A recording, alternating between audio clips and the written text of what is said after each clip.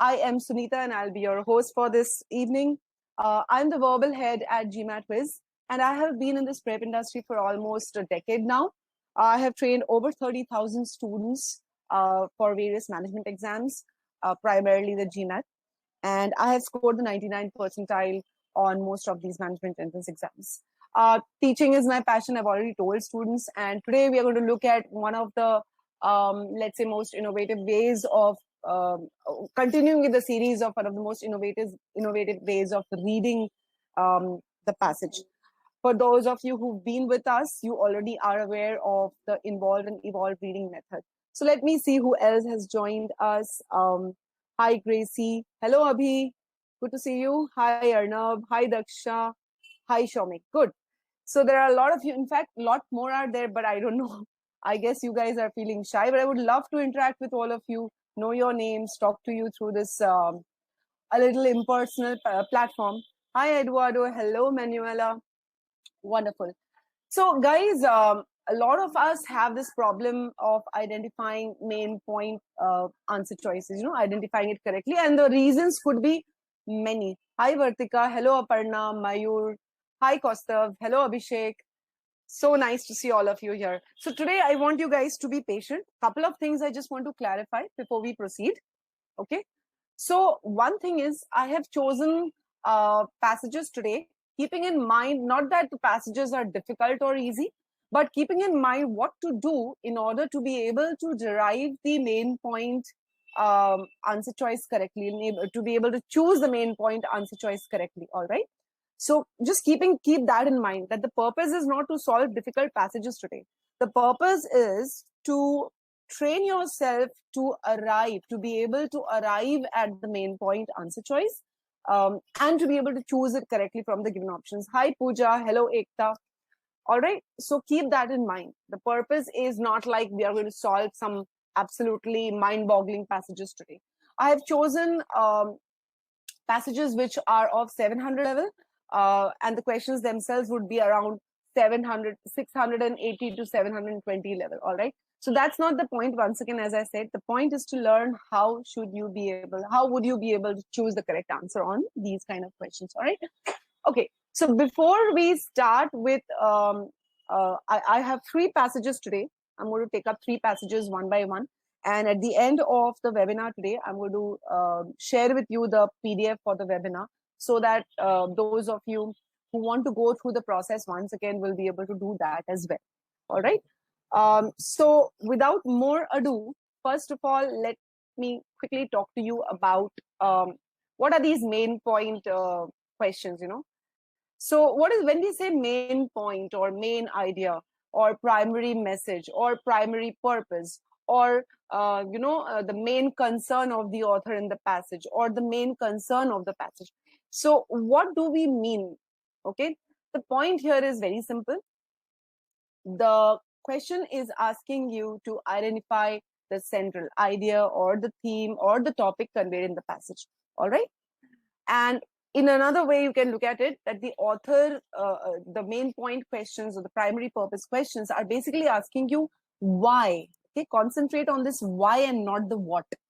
So main point is not the summary of the passage, but it is what the author wants to do with that passage. Okay, what is the message that the author wants to convey, the purpose.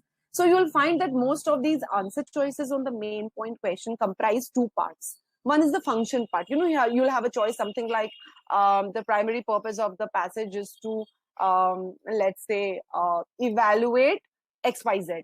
So one part of the answer choice is the word evaluate, which is basically the purpose. And the other part is that XYZ is the content of the main idea.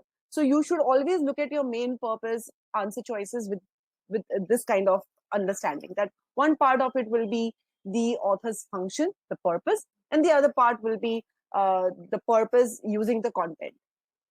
Okay. So when we talk about the main point, there are 3 things that you've got to remember when you choose the main point answer choice. Okay, 3 things that the correct answer choice must fulfill, 3 criteria. One, it's a single sentence synopsis of the passage. So it should express the intention of the full passage, not just any one point. That is, it should cover the entire passage. It should not be any one single idea discussed in one paragraph, or it should not just be an example discussed in any other paragraph. All right, it should cover the range. All right, and finally, it should be very precise, which means it should not contain too many fluff and detail of the main idea. So this is how the main point answer choices are usually supposed to be. Next, okay, if you have any queries regarding these, just hold on a bit. I'll give you time to ask, all right? So don't worry about that. Finally comes how to derive this main point. So I am going to demonstrate each and every step to you, all right? So don't worry. And as I said at the beginning, that I'm going to share the webinar PDF with you so you can go over the whole thing. Right now, just try to follow what I'm trying to tell you, okay? And if you have any queries, you can always ask that. So how is this main point read? Now, a lot of people, what they do is they read the passage. While reading the passage, they don't keep in mind that there could be a main point or there could be a primary purpose question. And when they reach that question, you know, it may not be your first question, it may be your second, third, fourth question also. When they reach that question, they go back to the passage and they try to reread and try to see where the main point is written. So the main point won't be written in any one place, okay? It will be something that the entire passage is bearing out. So how would the author write out or execute the main idea that he or she wants to convey? Now imagine yourself in the author's shoes. So let's say you're the author. You have decided to write about a topic. So how and where are you going to introduce what you want to write? And how are you going to structure your argument? And where would you draw the conclusion of the argument, right? So these are some things you've got to think, all right? You could start with the conclusion and then expand on the conclusion. You could start with an introduction and then expand on the introduction and then reach the conclusion. Or the conclusion could be spread out in pieces all through the passage. However, therefore, the point is, when we're talking about primary purpose, it's the motive behind the writing of that passage, okay? So the motive of the passage is to arrive at a main point, right? The motive of the author is to reach the main point. And how will the author reach the main point? The author will discuss different aspects related to the main point, all right, in order to reach the main point. So what will the author do? The author will discuss different aspects, probably in different paragraphs, to cover each of these aspects, all right? Which means that each para converges into the main idea, all right? Therefore, what you need to do is, you have to map the passage and make para summaries when you read a paragraph, okay? We are going to do all of this today, all right? And once you make the para summaries, let's say if you've got 3 paragraphs, once you've made the para summaries for each of the paragraphs, you add those 3 para summaries to arrive at the main idea, all right? Clear, guys, so far? Are you all with me? Let me bring up a poll to ask you. Yes, are you all clear so far about the steps? How to derive the main point. As far as the steps go, are you clear about that? Great. I'm going to execute this, so don't worry. I'm going to show you each and every step in detail, and those of you who find it very difficult, you'll see that this really helps you. Okay, great. Fine, wonderful. Okay, so the next step is to actually, now this is what those of you who have joined this is the first webinar, you would not know much about the involved and evolved reading approach.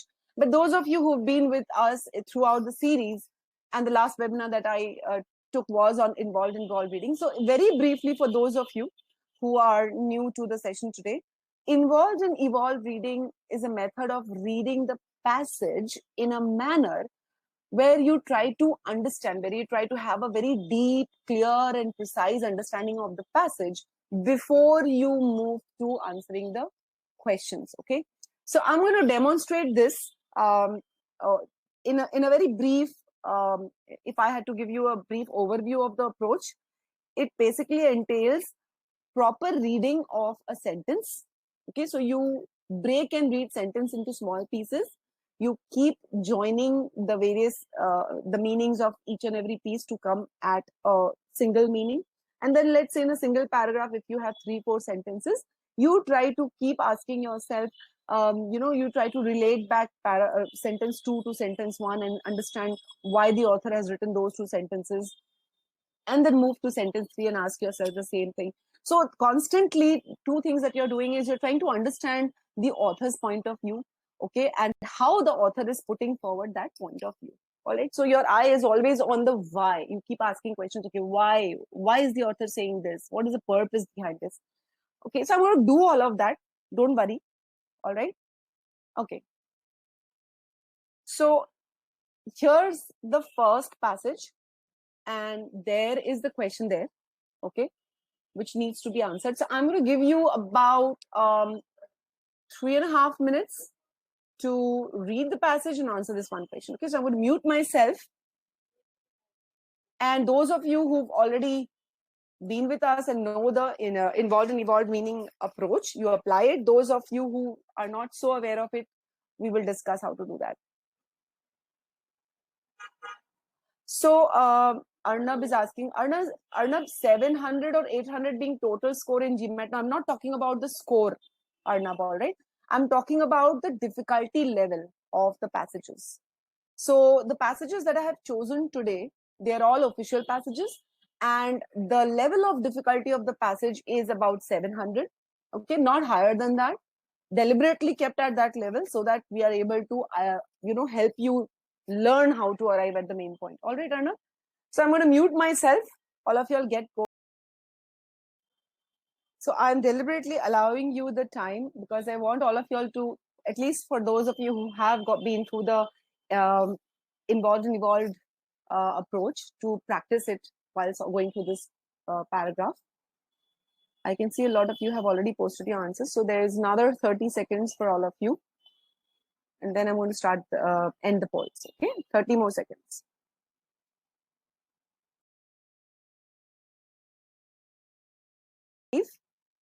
And those of you who haven't put in your answers, please do that. Okay, so here it goes. 5, 4, 3, 2, and 1. I'm ending the polls. Those of you who haven't put in your answers, please do that. Great, I can still see some movement on the polls. So I'm just going to wait a couple of seconds more, and I think that's about it. Great. All right, so the results of the poll are pretty much one-sided. 9% of you believe the correct answer is A. 60% of you believe it's B. 17% of you believe it's C. And then 4% of you believe it's D. 7% believe it's choice E. So a very, very one-sided result. And we'll see whether it's correct or not. In the meantime, guys, tell me, did you find, now there is a reason I'm asking this question, did you find how did you find the passage and the question? Do you find it easy, difficult, medium, confusing, close? Come on, let me hear it from you, because we are going to resolve some things today. All right. And just be patient. Okay. Sometimes some very surprising results come up, and we've got to learn what we did right or what we did wrong. Okay. So Julia says the passage is medium. Anubhav says it's difficult. Abhi says it's easy. So let me see. Dilip says difficult. Vipal says medium. Aparna, I didn't get you what you said. Vartika says medium. Abhishek, medium. Luca says medium hard. Pratik says medium. So by and large, most of you found it so far medium. Gracie did find it confusing. Okay. And so Aparna says the passage seemed easy, but options look difficult. Absolutely what I would absolutely agree with you, Aparna. And this is what might happen to us, when we read the passage, we feel, this is nice. This is going to be cool. How difficult can this be? But, there are 2 ways of making the passage difficult, as I'm sure you know. 1, make the language of the passage difficult. 2, make the language of the answer choices very, very confusing or close. And if we don't have the right approach to the passage or the answer choices, we are going to be in a state of confusion. You'll mark the answer choice in the state of confusion. It's a hit and miss game at that point of time. Okay. Mayur says he had a hard time reading passage about politics. Well, Mayur, in India, I don't think politics should be that difficult. It's almost a everyday tea time topic.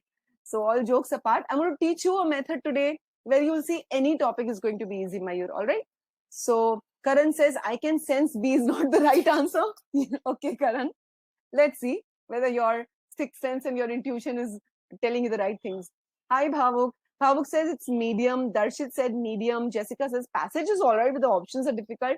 Okay, Jessica and Aparna, both of you, you say the passage is all right, but the options are difficult. What makes the options difficult? I mean, they are very short, sweet, simple words. What makes the options difficult? Can you share with us, Jessica and Aparna?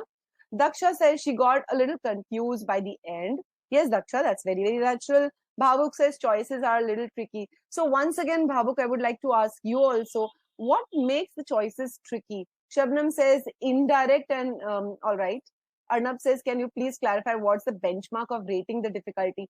Arnab, the benchmark of rating the difficulty on GMAT Club, I can tell you about that. So on GMAT Club, if you have visited, you will see that there are a certain number of sessions. Those sessions mean those number of students have attempted that question. And the GMAT Club marks the difficulty level according to how many got that question right and how many got that question wrong. All right. Do you understand? So that is how the benchmark is set. We don't set the benchmarks. All right. The benchmark is set based on, so for example, this question, all right, 60% of you have marked B. Now let's say if B is not the answer, then this becomes a difficult question, isn't it? That is how the benchmark is set. All right. So I hope I've answered your question, Arnab. Let's see. Jessica said, I feel almost everything could be right. Yeah, Jessica, I know. You know, the words like examine, establish, present, okay, discuss, analyze. If I just look at the function part, this is the purpose part. This is one part of the answer choice. And these words themselves are very confusing. And then you have the content part. You know, the content part is the tactics, the effect, a deficiency, ideologies, methodologies. So there are two parts to the primary purpose, answer choices, and any of these parts could confuse you. Okay, Aparna says some options are only about politics, others are about different history ideologies. Yes, Aparna. So we've got to be careful. As I said earlier, main idea passage should cover the entire expanse of the passage. Well, Julia, I'm going to help you out there. Julia says the verbs examine, establish, present, discuss, they are confusing. And I've got just the antidote for you. Bhavuk says the way the options are worded, there are traps in almost every option. Gaurav says choices are representing individual paragraphs as well. Yes, Gaurav. We call them limited in scope. All right. Great. You're welcome, Arnab. So great. Now, next, so going by what you guys have said, that, you know, as Julia said, the verbs are difficult. As Bhavuk said, they are worded in a very different way. As Gaurav said, that some of the choices represent just individual paragraphs. So let's look at what to do in such a case. Now, one of the things, one of the lessons that we've got in our reading comprehension module is confusing words. Now, what are confusing words? You've seen some of these words, right? Confusing words are words which look similar. To a lot of us, they sound similar, have a similar meaning, but in reality, they are actually different. If you look at the words like describe, analyze, argue, or establish, okay? Don't look at the content because that I have just picked from the answer choices from different passages. But look at the words describe, analyze, argue, establish. If you really look at these words, they sound similar. I mean, what's the difference between describe and analyze? Or what's the difference between analyze and argue? Is there a difference or is there no difference? And this is where we are also caught. This is one part of the answer choice which confuses us. And when you say they're very closely worded, one part of the wording is this, you know, okay? So some similar words. Now, what we've done is we have, in our module, we have grouped together words which have a similar meaning. For example, here, if you look at group 1, the words describe, explain, discuss, present actually show the same intention. Okay. So if you have 4 choices, each of beginning with describe, explain, discuss, present, there is no difference in terms of the function. Then you have to look for the difference in terms of the content, the rest of the answer choice. Okay, if you look at group 2, words like evaluate, assess, examine, analyze, all of these have the same, let's say, connotation. All right, so if you have 4 choices and each of these contain one or the other from group 2, there is no difference in terms of function. Similarly, group 3 has words like challenge, question, argue, contest, criticize. They have a certain meaning. Now, in our module, we have actually discussed and described each of these and how to differentiate between one group and the other group. All right, just let me go back to this, sorry. Then group 4 has words like establish and prove. Okay, so this is a part of the module, and if you are a GMAT-Viz student, you would be able to go through this video lesson and be able to differentiate between these words. Now, where is the confusion then? Okay, so usually the confusion is not between words of the same group. I mean, you wouldn't be confused between describe and explain, or challenge and question, or establish and prove. But you would be confused between words like discuss and evaluate, evaluate and challenge. So if you remember, discuss and evaluate belong to different groups, evaluate and challenge belong to different groups, and discuss and establish also belong to different groups. So in order to help students identify the difference between these words, we have created a video lesson only on confusing words with short paragraphs to help you understand how to resolve issues related to these words. Okay, so when we say that these words have each of these groups have a differentiating factor, what's that differentiating factor? So if I look at group 1, all those words are going to represent when the author is out to set out the details and explanation, but the author does not really give his or her own agreement or disagreement. It's only details and explanations are set out. No conclusions as such about the author's personal opinion is presented. On the other hand, if you look at group 2 words, group 2 functions, in such cases, usually pros and cons are discussed about a certain topic, and the author provides his or her conclusion at the end. So that's the difference between group 1 and group 2 words. On the other hand, if you look at group 3, the purpose here is to present doubt or disagreement, or to raise some question. The author wants to disagree with something or somebody or some concept. All right. If you look at group 4, the purpose is the overall purpose is to remove the doubt, to kind of prove something, to assert something. All right. So if you know this, if you are equipped with this weapon, at least one part of the answer choice is resolved for you. All right. Okay, great. So before I go into the discussion on the individual paragraphs, let me see if I've got any queries so far. No. So those of you who are new today, pay attention while I read the paragraph, guys. Okay, because I'm going to read in the involved and evolved manner, and I'm going to show you how you can summarize the paragraph, because a para summary, as I explained earlier, is important in order to be able to reach the main idea. Okay, and in order to draw the para summary, you have to read the passage in a proper manner. Okay, you have to summarize your sentences in a proper manner. Okay, leaving out the details and fluff like that. So please pay attention. As I've already explained, the purpose was not to check whether you get the questions correct or not. The purpose is to learn how to arrive at the correct answer choice. So Vartika, the differentiating factor is there is a disagreement in group 3. Okay, there's a disagreement in group 3, and that is the differentiating factor between group 1, group 2, and group 3. Group 1 and 2, usually the purpose of the author is not to disagree with somebody or something. Okay, so in fact, if you want to go back, I'll just quickly take you back, Vartika, for a moment. Yeah, here it is. If you see, in group 1, the author doesn't really draw any agreement or disagreement. In group 2, the purpose of the author is to arrive at a conclusion related to the topic. Like, to evaluate the topic means to judge the topic, whether it's good or, I mean, if it's a concept, then it's good or bad. If it's a method, whether it's good or bad, and something like that. In group 3, the intention is to disagree with something that is introduced in the passage. All right. So that's the differentiating factor for group 3. Okay. So let me now move to the involved and evolved reading approach. So guys, if you have any queries, wait once I finish deriving the single line summary of this paragraph. In fact, why should I derive? Okay, let me help you read this and then you can tell me the summary of this paragraph. So let me get started with the involved and evolved reading. Please follow closely. So I start reading. The fields of antebellum. Now let's say I don't know the meaning of antebellum. Please don't panic. I've already stated earlier that if the GMAT test takers want you to be able to know the meaning, your answer choice rests on that. They will give you the context. As you can see here, in brackets, they have mentioned pre-Civil War.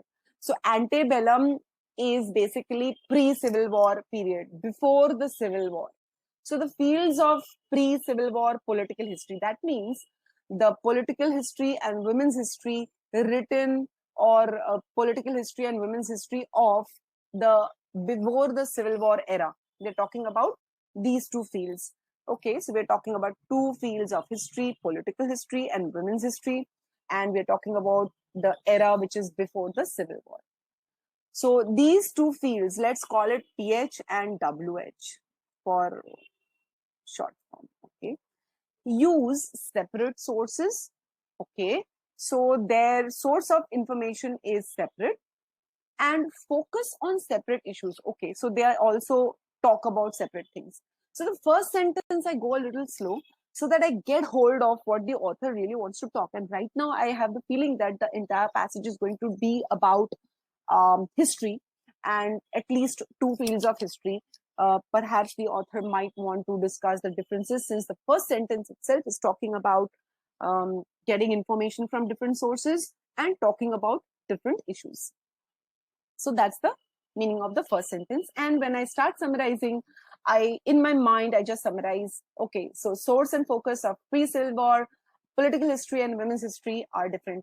I mean, I have actually written a proper grammatical sentence. Please don't bother about grammar when you are trying to understand the single line summary in your mind. Okay. And in case if you are the type who makes notes, then make sure you just jot down 2-3 words or 3-4 words at the most, not more than that. It's going to distract you. Ideally, you should reach a stage where you don't have to write down anything. Everything is in your mind. Let's read on. Political historians. Okay, so now I tell myself, now he is segregating one part or one field. I'm going to talk about that field. Okay. And as I've already preempted, perhaps he's going to talk about what are the separate sources or what this particular field focuses on. I may not be always right, but I'm just thinking along like this. Political historians. And who are these political historians? Going back to my sentence correction skills, examining sources such as voting records, newspapers, and political writings. Okay, so these political historians, what are their sources? Their sources are, the voting records, newspapers, and politicians' writing. So in my mind, I'm thinking, okay, these are all kind of public records, public sources.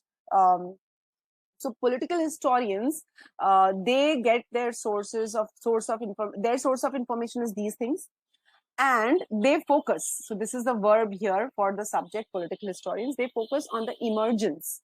So they focus on the emergence of something. What is that thing? In the 1840s, so this is the time that we are talking about, and of a new American political nation. All right. So what is their focus of these political historians? Remember, we are going to talk about what they focus on and their sources. Sources are these public records. They focus on the on politics. So how American political nation developed. And since is a transition word, and I know that some kind of reasoning is going to be given now behind something. Since women were neither voters nor politicians, so I'm getting the additional information that in the pre-Civil War era, women were not allowed to vote, and they were not, they did not act in the capacity of politicians. So because of this, they received little discussion.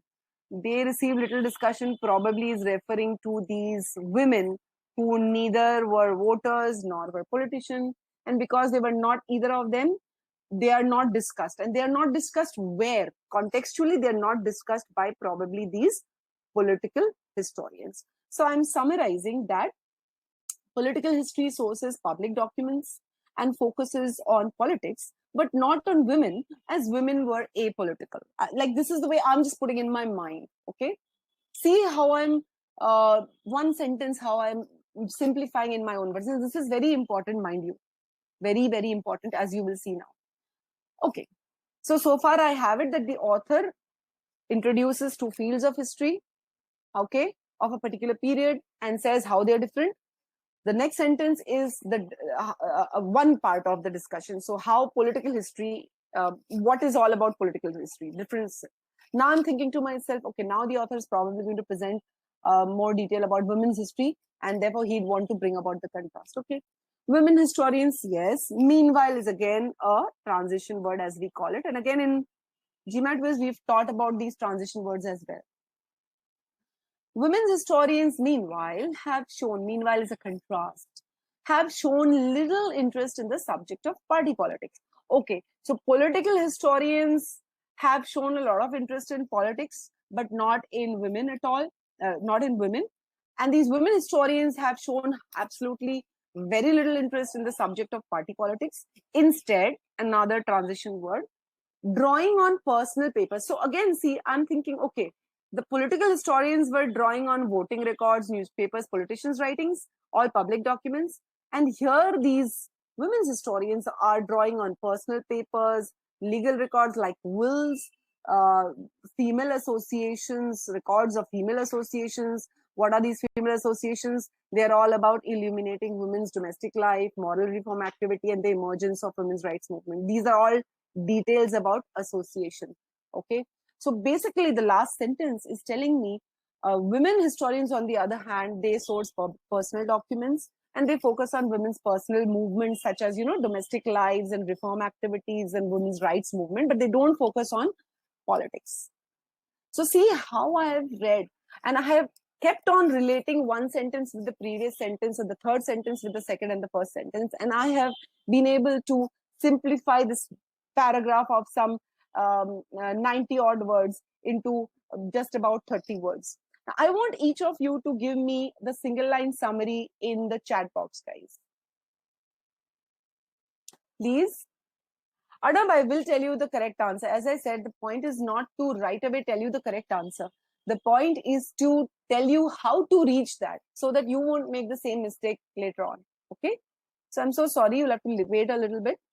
Yes, guys, I want you to write down a single line summary for this paragraph quickly in your own words. I've shown you how you can simply read this paragraph in the evolved manner by breaking down the sentences and relating them to each other. Now I want you to give me a single line summary. So I'm going to give you 30 seconds. So Manuela, can you be a little more precise? Because is the passage just about differences between political historians and women's historians? Could you say what that difference is? Nirmesh is saying comparison between this and pre-Civil War. Yes, that is there. This is the high level summary. But suppose I wanted to ask you, you know, what is the author's intention in this paragraph? Only in this paragraph. What does the author want to do? Mayur says political historians and women historians talk about different aspects in the same era of the politics. Yes, Mayur, very good. What is that different aspects? Wasim says women historians have shown little interest. Okay, Wasim, but that's not the summary of the paragraph. Subrat says difference in focus.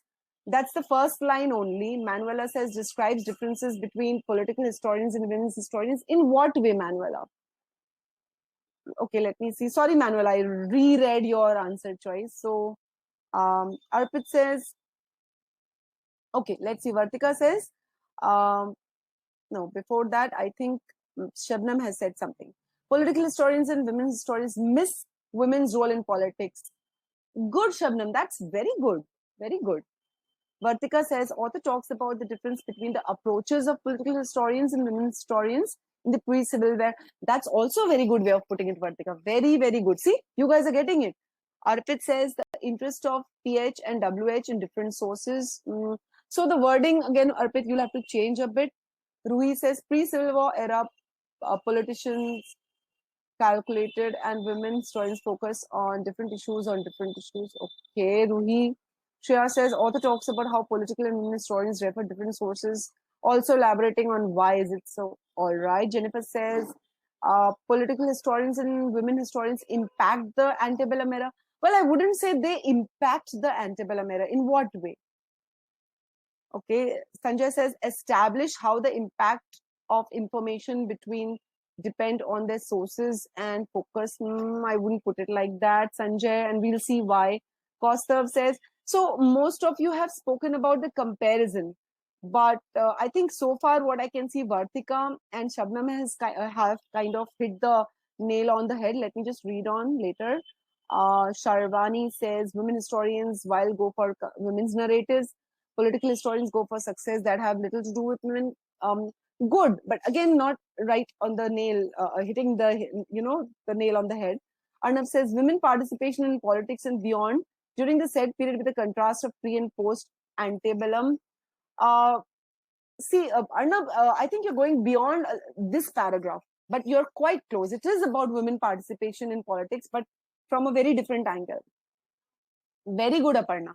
Both types of historians did not focus on women's role in politics. Very, very good. Okay, very good. So a lot of you have given the right answer. I'm so sorry I'm not being able to read out everybody's answer, but a lot of you have given. And here is a single line summary, which in different ways most of you have got. But see how being precise will help you. We will see that. So here the summary is both these two types of historians leave out one aspect of history while focusing exclusively on another. Okay, so what is the result? Net result is both these historians write very little about women's political engagement. They don't write anything about women and politics together. One writes about politics, one writes about women, but neither of them talk about women and politics. So very good. I think those three answers I was like really happy with. Okay, so can you see the difference between simply saying different historians focus on different things and saying that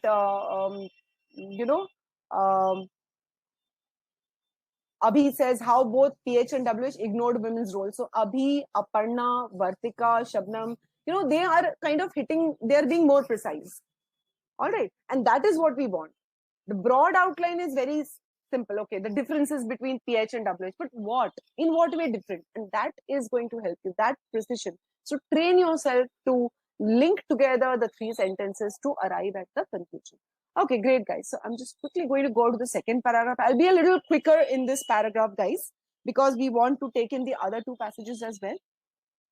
So the first paragraph starts with however, and I'm going to keep in mind the para summary that I drew. So the para summary was very little is written about women's political involvement by any of the historians. However, most historians, so now here we are clubbing the two historians and saying majority of the two, at least those two.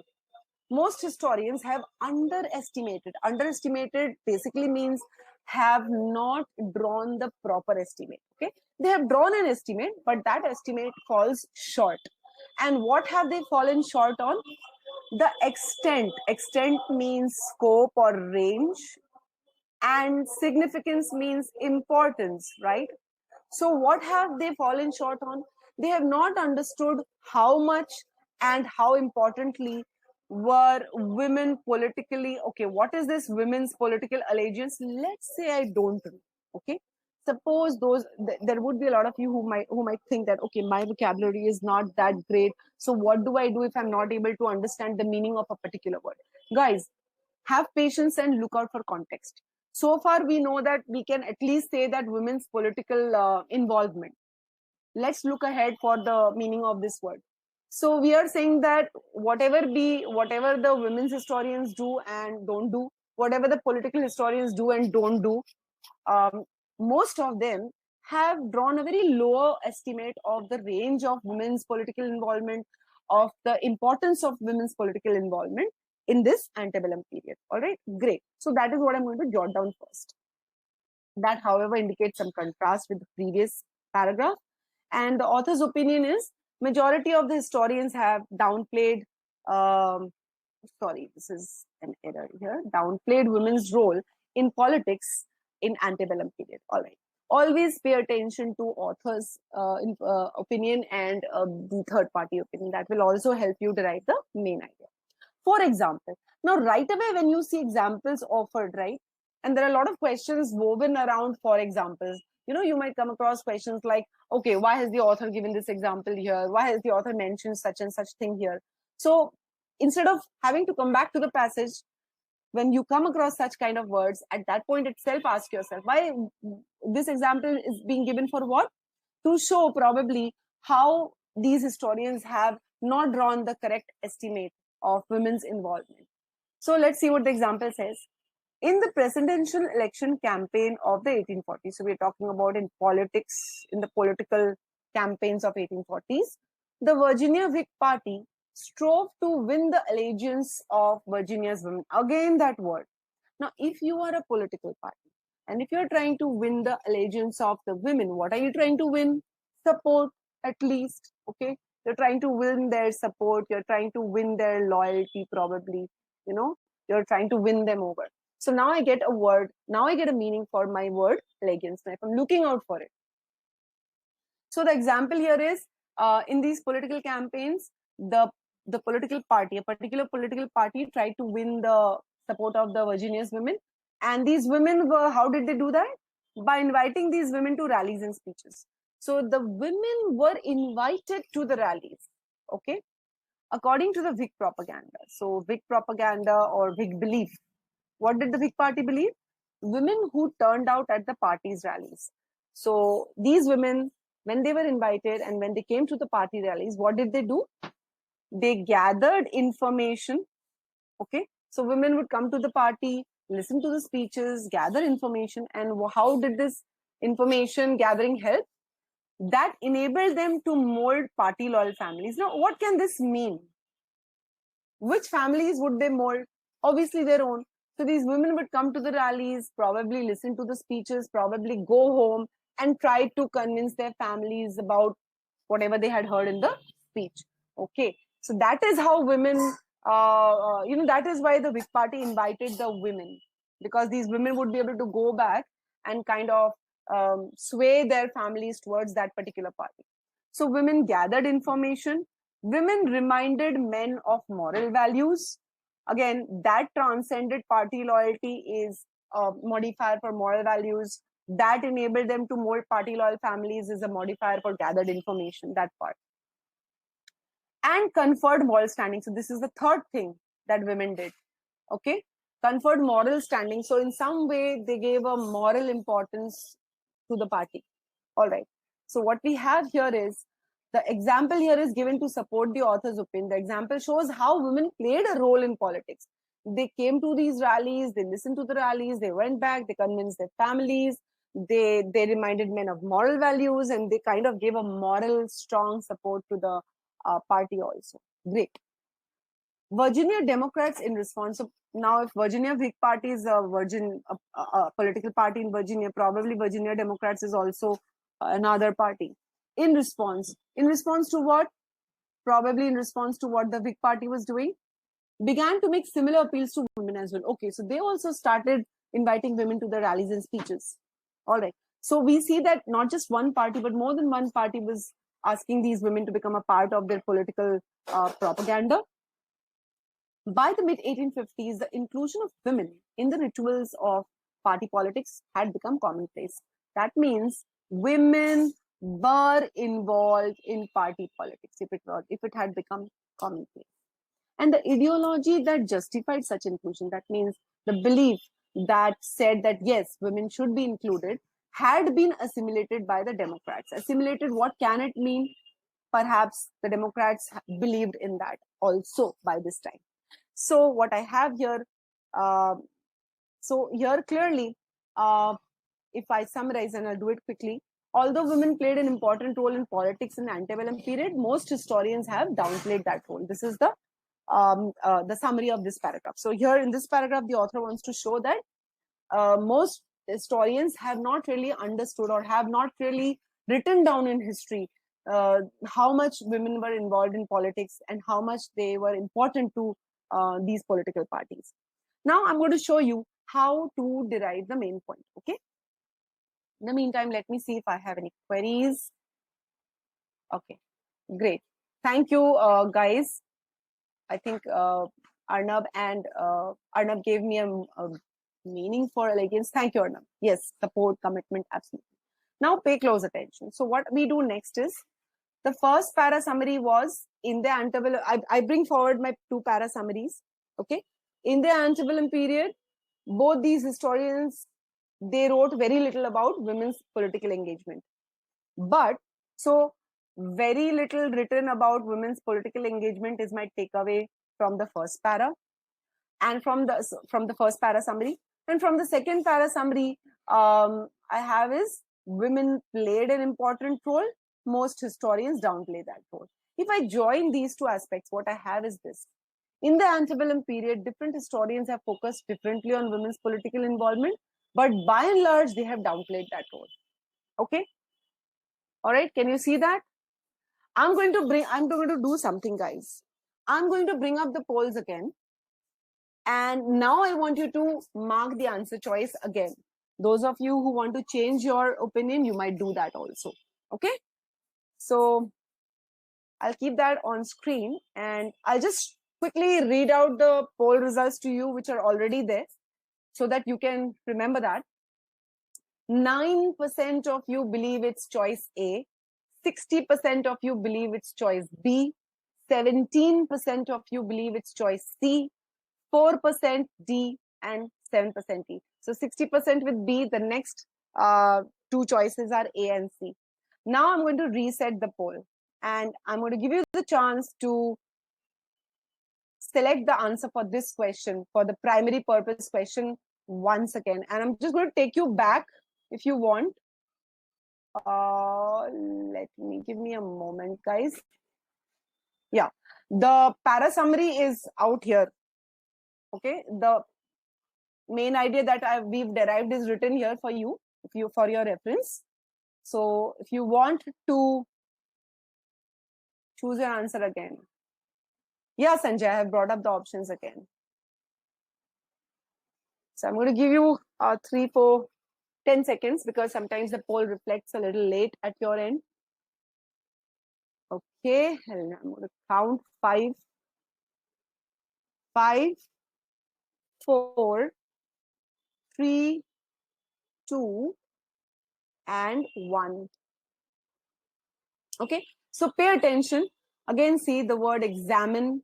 Ask yourself, is the author examining something, establishing something? Is he out to prove something? Is he out to... So if you remember your group 1, examine and analyze were in the same group, and present and discuss were in group 1. Establish was in group 4. All right, I'll repeat. Examine and analyze mean the same. Okay, establish means something totally different. Present and discuss mean the same, but not same as examine and analyze. All right. Okay, so I'm going to end the poll now. There. Now, A, still 9% of you believe the answer is A, but now only 21% of you believe that the correct answer is B. So as compared to 60% earlier, see how just 21% of you believe that it's B. And where it was only 17% for C, we have a whopping 53% believing that C is the correct answer. So see, the right approach, the right method, the right way of analyzing things will always help you. I'm not saying C is correct, but definitely B was not the right answer. 2% of you still believe D is the correct answer, and 12% of you believe it's E. So let's quickly go to the answer choice elimination without any more ado. Okay. So as I said, one part of the answer choice is this function. Okay. And the other part is always the content. So first of all, let's look at A. The primary purpose of the passage as a whole is to examine. Now, can we say the author is examining something? Well, the author doesn't really discuss any pros and cons, but the author definitely offers an opinion, right? Remember, the author's opinion is majority of the historians have not correctly estimated the role of women. So I'm going to hold on to examine for the moment. But Is the purpose to examine the tactics of the antebellum parties? Ask yourself, is the author's major purpose to talk about what tactic was used by, because remember, this whole thing is an example. Okay, if you really look at this whole thing, the tactics, it's a part of an example, and the example can be a reason for something, but the example itself cannot be your main idea. And therefore, A is limited in scope. It just refers to the example. Okay, but why was that example used? The example was used to show how historians have underestimated the extent. That was the purpose of the example. The purpose of the main purpose of the passage was not to present the example, and that is what A actually implies. So we call it very limited in scope because it just refers to the second para. It does not include the purpose or the the role of the first para at all. Secondly, the primary purpose of the author was not to tell you what Whig party does and not to tell you what Democrat party does. In fact, the primary purpose was to tell you that the parties during that period actually involved women in their party agenda. Okay, so A is not the correct answer. B, establish. Now, is the author out to prove something, first of all? So definitely the word establish is incorrect. The author is not proving something. When do you prove something? Something which is confusing, something which is not sure, something which is not certain, and the author provides data to prove that. He's not doing that here. Secondly, even if I do think that, okay, let's replace establish with some other word, where in the passage is it mentioned the effect of women's involvement in politics in the, what was the effect of women's involvement? What was the effect of women's involvement? Does the author prove the effect? The example talks about what women did. They gathered information, they reminded men of moral values, they conferred moral standing. But remember, the purpose of the passage is not to say what women did in politics. The purpose of the passage is to say, look, women did something, but historians don't acknowledge that. So B, that part is missing. The historians underestimating women, that part is missing in B. So I would say B is a distortion of what is the correct answer, and which is C. By now you know that. The author presents a deficiency in the study of a particular historical period. What is the historical period? The antebellum period. What is here the study? Okay, the political history and the women's history. Deficiency, the underestimation, and therefore C is the correct answer. Okay, let's move forward.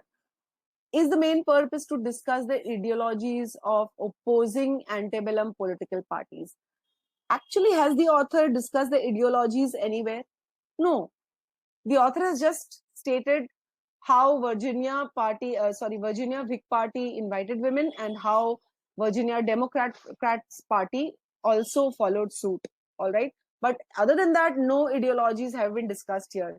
All right. So that is the only bit about ideology, and that is why we say this is limited in scope and not the correct answer. A lot of you have marked E. Analyze the methodologies into, this is only in the first para. In fact, I would say this is not even the first para. I mean, does the author really talk about the methodology? Okay, they use separate sources, they focus on separate issues, but is that the methodology? Methodology is like the process. No process has been discussed here. So, okay, and even if we accept that, okay, separate sources and separate issues are part of the process, then also this is very limited in scope. This only refers to the first part. Remember, our main idea has two parts, okay? One part, historians have focused differently on women's political involvement, but they have downplayed that role. So this is one part, this is one part that is there only in C, and therefore C is the correct answer. I've gone a little slowly and patiently on this question, guys, so that a lot of your doubts are cleared. All right. And I hope this helps you to see how what appears to be close is not really close if you're reading the answer choice properly. Okay, great. So let me bring up another question on the same passage. I'll give you exactly 1 minute. All right. And you will see how, if you have understood the main idea question correctly, you can answer this question as well. Go ahead. I want to bring up the poll.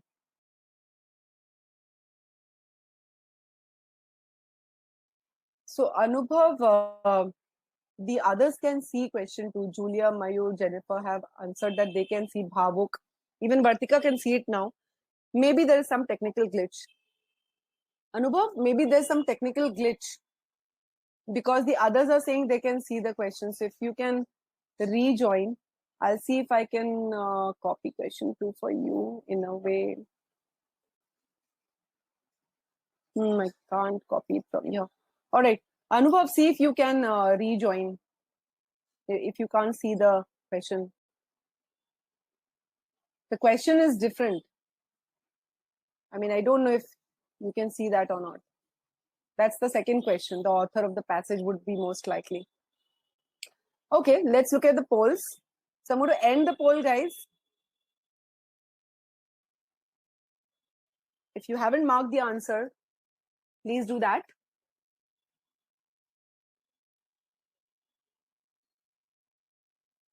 As you will see, if you have understood the passage after our discussion, I'm sure you have, and you have the para summaries and you have the main idea drawn out, it's very easy to answer the question. I can see the polls are still changing, so please select your answer choice.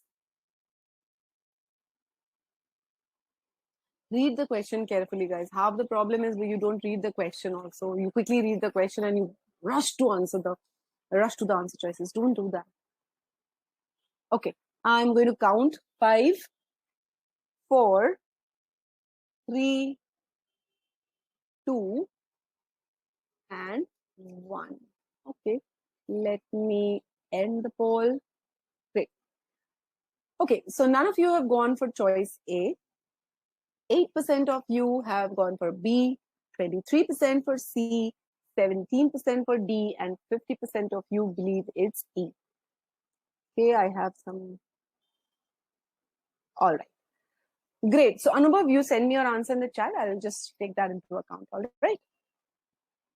Now let's just quickly. So here's the question. Now, first, let's read the question carefully. The author of the passage would be most likely to agree with. So, okay, that means we have to keep in mind the author's opinions as stated in the passage. And according to that opinion, we have to choose a choice which is going to be aligned with the author's opinion as mentioned in the passage. Which of the following statements? So the author is likely to agree with which of the following statements regarding most historians. Okay, so in a way we are being asked to point out what does the author believe about most historians of the antebellum period. Okay, now if you cannot remember, ideally you should be able to remember because the entire passage, just there's one line about what the author thinks about these historians, and that is most historians have underestimated what was the importance of women in politics in the antebellum period. So we've got to keep that in mind and move forward to the answer choices.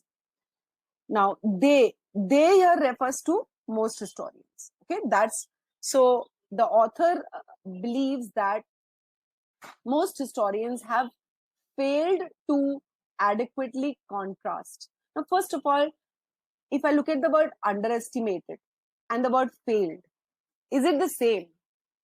Underestimating means not drawing the right estimate, but that doesn't mean not drawing the estimate at all. So I would kind of be a little, a little hesitant here because the author outrightly does not blame them for having failed to do something. But still, what have they failed in? To contrast the differing roles that women played in the Democratic and Whig parties. Now, did the women play differing roles? First of all, ask yourself. I know none of you have chosen this, but this is a good question to option to show you how to eliminate choices. So this part, did women play differing roles in the two parties? No. Therefore, no question of contrasting it. So A is out. They means most historians have failed. Okay, let's see what they have failed to see. Okay, they have in a way failed to see the importance or failed to map the role of women. So let's see that political agenda. Okay, so we are saying they have failed to do something related to political agenda, but Did they fail to see the political agenda? Not really. They failed to see that the political agenda advocating women's political involvement did not reflect the reality of women's actual roles. Now, if we really see, advocating women's political involvement is the Whig propaganda, right? Are we saying that, according to the author, the historians failed to understand how the political propaganda was not showing the reality of women's roles? No, that's not what what the author thought about the most historians. Okay, this I mean, actually, if you look at it, the propaganda, where is the propaganda here? According to the propaganda, what was the women's role? Gathered information, reminded men of this, conferred moral standing. So this was what the propaganda said, and this was what was the actual role. So did not reflect the reality of women's role is also out. The political propaganda actually reflected the women's role. Whether the historians failed to see what the political propaganda did is not the point. That's not what the author is saying. Maybe they did, maybe they did not. That's not what the author is saying. The author is saying simply saying that they drew up an underestimation of the role. So B is not the answer. They have incorrectly assumed. Now, if somebody has underestimated something, or if a person has not drawn the correct estimate, can we say they have incorrectly assumed something? Let's hold on to that thought.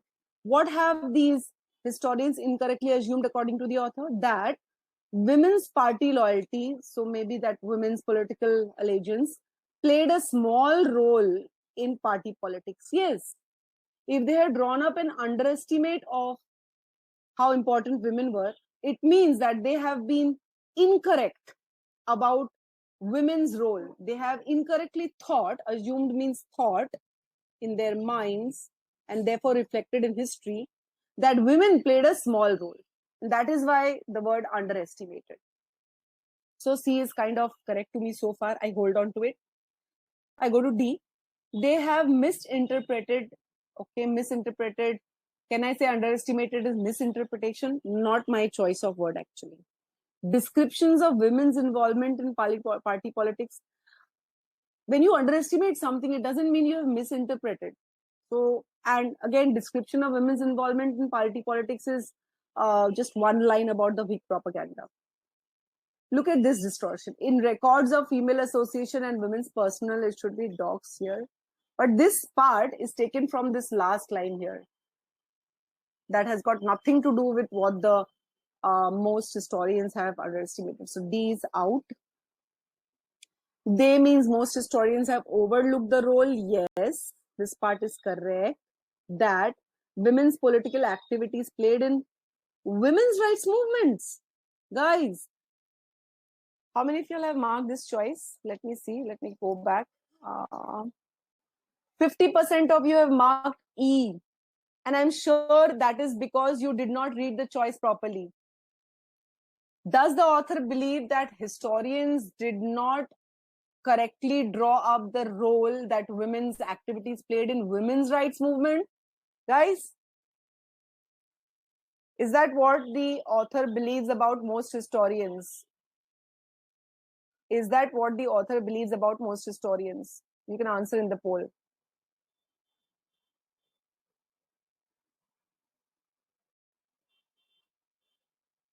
No.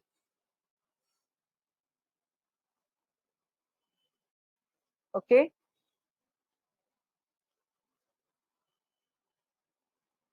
So E, I want this to be a lesson to all of you guys. Don't get carried away by, I have in my private tutoring sessions often when I see my students solve questions in front of me, I see them that they read half of the sentence, half of the answer choice with full, wholeheartedly. And the rest half they chew it, somewhere under their breath and it's lost.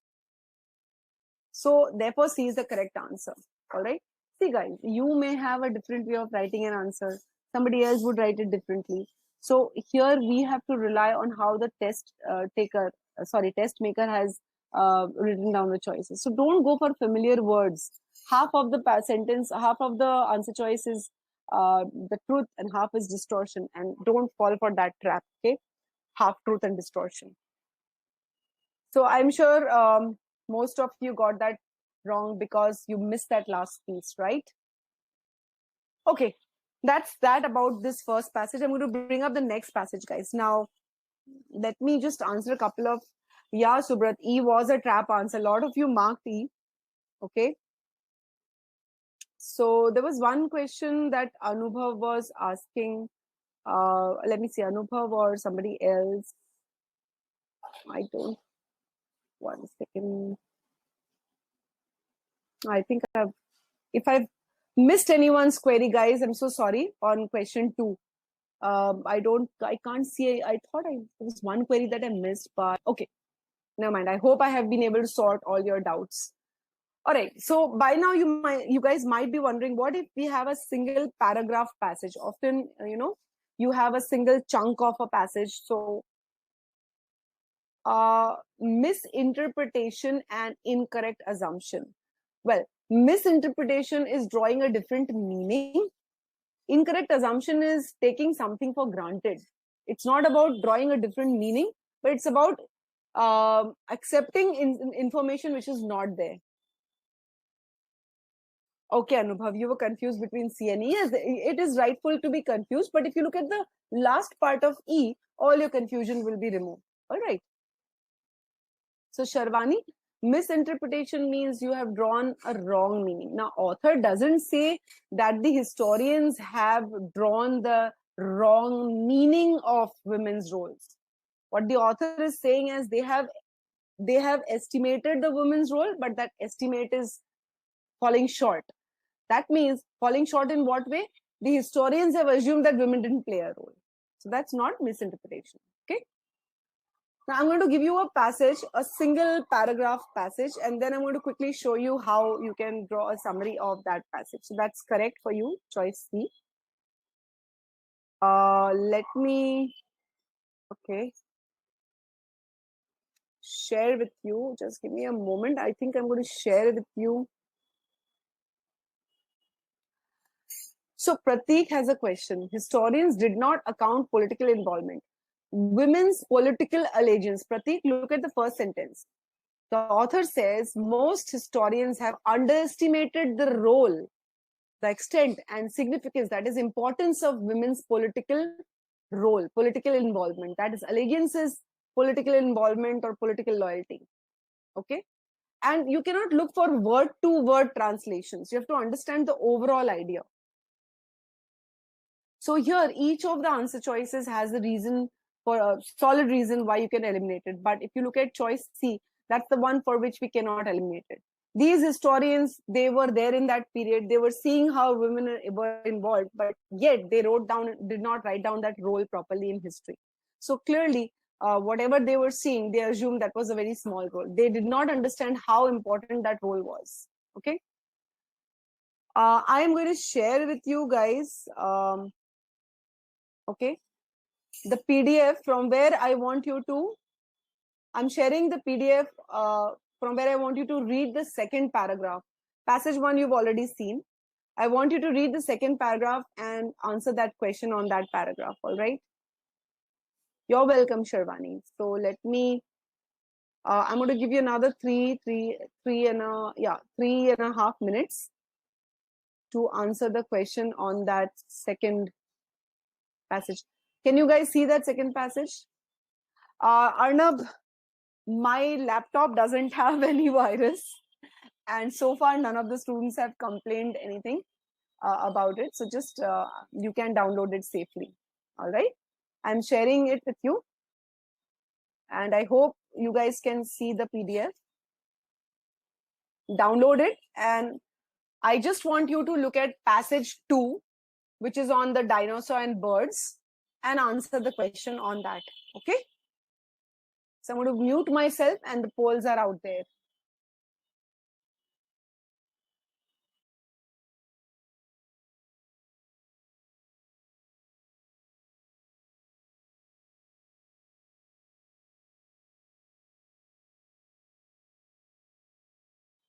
Akanksha and Abhishek, there is a panel on the left hand side of your chat box. Over there, if you go down, you'll see files. Just click on that. You will see I'm sharing a PDF. Just download that, okay? Derive the summary for this kind of passage, all right? Here goes my countdown. 5, 4, 3, 2, and 1. Okay, you can see the polls are pretty much stable. So I'm going to end the poll. Although there seems to be quite an opinion on all of these choices except one of them. Okay, it's still moving. All right, guys, make up your mind. All right, here it goes. So 28%, I mean, would you believe that? 28% of you have gone for A, D, and E. 28 each, rather. 28% A, 28% D, 28% E, a small 12% for C, and a even smaller 4% for B. Okay, so Shubhra, thank you for your answer choice. Arnab, Sharvani, it seems none of you are able to decide which choice. Now, that the reason could be, you have read the passage too quickly. You have not read it properly. It's high chances. Thank you, Nitin, for your answer. So I'm going to show you how you could read this passage to actually arrive at the right answer choice within seconds. If you spend ample time on the passage, you will have to spend very little time on the answer choices, guys. Usually people think it's the opposite. Quickly read the passage, go to the answer choice, spend time on answer choice. No, it doesn't work like that. Anyways, I'm not going to go into that discussion. So here it is. I have deliberately already divided my passage into parts, but what I want you to understand is, you can, if it's a long chunk of passage, okay, you don't have paragraphs, you can do the same thing that we did for the passage questions, for those two passages, right? So those two paragraphs in the previous passage, we were looking at a single line and we were simplifying that line. Here what you can do is, every time you see there is a change in the idea, you can draw a small summary for that one idea, and then when you go to a different idea, again you can draw a small summary of that idea. So you'll have several ideas and you can put them together. I'll show you here. Although, so right away we begin with although. That means a contrast. Many lines of evidence. I'm going to go a little fast right now, guys. Again, I have shown you the involved and evolved method on the first passage. So here I'll be a little quick. What the first line really says is, there is a lot of evidence that indicates something. What does that indicate? Birds. Okay, so this is what evidence shows, and the author is saying there is a lot of evidence to show this. Birds evolved from dinosaurs, theropod dinosaurs. Some sort of dinosaurs are there, and the author of this passage says that there is a lot of evidence to show that birds actually came from these kind of dinosaurs. So although there is evidence, some scientists remain unconvinced. All right. So the author tells us that evidence exists to suggest birds evolved from theropod dinosaurs. I'm using TD for short. But some scientists disagree. Again, when I enter a passage, I'm a little slow because I want to be very sure what we're going to talk about. They argue. Now, they here refers to who? If I relate back, it refers to the scientists. So the author is now quoting the scientist's argument, and my idea, my guess, my hunch is the author will later on say how those scientists are not right, because the author says there is evidence. Okay, these scientists argue that theropods, that means the theropod dinosaurs, appeared too late to have given rise to birds. Okay, so what is the author's reason for remaining unconvinced? The timing of the appearance of theropods and the birds doesn't match. And after that, we have details. Okay, the detail is some Archaeopteryx lithographica, whatever, let's call it AL. That's the oldest known bird. It appears in fossils about 150 million years ago, whereas another contrast, the fossil remains of non-avian, that is non-flying theropods, date only 115 million years. So clearly here, the reason for disagreement is given, all right? And I'm looking at the structure. Author says there is evidence to suggest something, scientists disagree. And what is the reason for their disagreement? Theropods came much later, as suggested by the fossil records. Okay, so this is one idea. And why I broke here was because the subsequent part starts with a but. So a contrast is going to come up. And if the contrast is coming after the reason for disagreement, most likely this is going to be a contrast to that reason. Let's see. But investigators, so now who is saying this? The author is saying this. But investigators have uncovered bones that evidently belong to non-avian or non-flying maniraptors dating to the time of that AL. That means the author says the reason for disagreement doesn't exist because recent times probably some bones have been recovered about these non-avian maniraptors, okay? And then the author says, so here the author gives one reason for contrasting the reason for disagreement probably. And then he says, in any case, failure to find fossil of a particular kind or predicted kind, the kind that you want, does not rule out the existence. That means just because you haven't found fossils doesn't mean the fossils don't exist somewhere. So the author's opinion here is the absence of such a fossil does not mean that the fossil does not exist. Therefore, the reason the scientists are unconvinced does not remain valid. Okay. So if the scientists base their disagreement on fossil records, it is not a reason enough to disagree. Okay, let's read further. Skeptics also argue. So who are these skeptics? These are the skeptics. So we see that one disagreement is given here and the author clarifies it. Then again, the author is offering their opinion. Okay. Skeptics also argue. So argument 1 was here. This is argument 1 and the author cuts argument 1, right? So here the author proves argument 1 is invalid. Now I have argument 2 here. Skeptics also argue that fused clavicles, whatever it is, of birds, that is some kind of bones of birds, differ from the unfused clavicles of theropods. All right, so the author is these scientists believe that the bones of birds differ from bones of these theropods. Okay, so here again another reason for disagreement is given. Certain features are different here. This objection was reasonable when only early theropod clavicles had been discovered. So again, the author is cutting down this argument as well. Author is saying fossilized theropod clavicles that look just like the wishbone have now been unearthed. So objection is no longer valid because new evidence has been found out. So the author here is cutting down argument 2 as well. He's giving an answer to argument 2. Again, why I broke down here, you can understand. So you have these markers for new ideas. Finally, so the author probably is going to talk about, now I have got the structure, the trend. So I'm thinking another argument. Okay. Scientists argue that the complex lungs of birds cannot have evolved from theropod lungs. All right. So that's another reason the lungs could not have come from the theropod lungs. Okay. An assertion that cannot be supported or falsified. This is the author's opinion at the moment because no fossil lungs are preserved in paleontological records. So I have the author's opinion that no evidence is there to confirm or falsify this belief. So he is in a way kind of breaking down the third argument as well. Okay. So if I have to summarize, clearly the author is rejecting the various arguments offered by its believing scientists, right?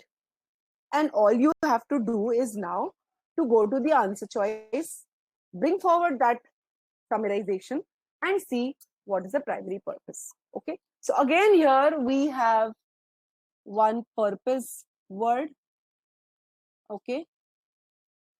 And then you have the content part. So first of all, if you look at A, is the primary purpose of the passage to compare something? Honestly, no, unless and until you say compare the argument of the author and compare the argument of the, so the purpose is not to compare, the purpose is to cut down the arguments, right? So I wouldn't say compare is the word I'm looking for. The development of two hypotheses, were there two hypotheses, two separate hypotheses? I thought there was just one hypothesis, and the hypothesis was birds evolved from ground-dwelling theropod dinosaurs, because what these scientists are offering as a contrasting thesis is not given anywhere in the passage. Okay, so there is only one thesis, And again, the purpose is not to compare that thesis to any other thesis. So A is out. 28% of you chose A. First of all, the purpose is not to compare, but to reject, to turn down, to kind of tell something to the scientist that, hey, look, you're wrong. Okay, so compare is not the right word. And clearly there are no two hypotheses. So I would say that this part is also incorrect. There's just one hypothesis concerning how the birds evolved. If you see, all the others are just what the scientists believe does not prove that, but they don't offer any hypothesis. How did birds evolve? Okay. B, suggest. I wouldn't really choose the word suggest when the author is so strongly cutting down the objection. So not happy with suggest. Revisions to the standard theory of evolutionary history of birds. Does the author say that this theory should be revised? No. B is out. Totally out of scope.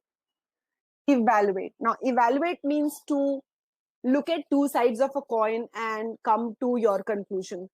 Is the author looking at two sides of the theory? Well, maybe in a way. Okay. The usefulness of fossil evidence in determining the evolutionary history of birds. Clearly here, the purpose is to turn down. Evaluate, what do we do when we evaluate? When we evaluate, we offer argument both in favor and against, and then we come to a conclusion. Like think about your CR evaluate question. All right.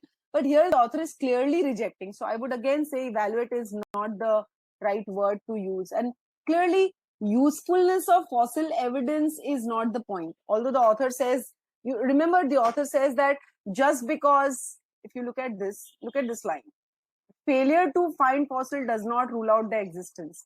That means clearly here that this was one part where the author was talking about the usefulness of fossil evidence. But otherwise, he clearly tells you how there has been evidence to rule out the scientist's argument. So the purpose is not to just talk about usefulness of fossil evidence. That is a part of the author's rejection. So C is also not the correct answer. Challenge the theory that birds evolved from dinosaurs? No, the author doesn't challenge that. Absolutely not. Respond to criticism of the theory? Well, yes. First of all, is there any criticism of the theory? Yes. The scientists are criticizing the theory on various grounds. Okay. What is that theory? That birds evolved from theropod dinosaurs? Yes. And is the author responding to it? Yes, the author is responding by rejecting. So I would say this is also correct, and therefore E is the correct answer. So 28% of you got that right. All right. But each of you ask yourselves where you went wrong, guys. That's the proper way of preparing, not just checking whether you got the answer right or wrong. Okay. So E is the correct answer. Thank you, Aditya, Nitin. All right, let me look at some of your queries here quickly. So Anubhav is saying, main point, we should read the first line. Anubhav, that doesn't work in all the cases.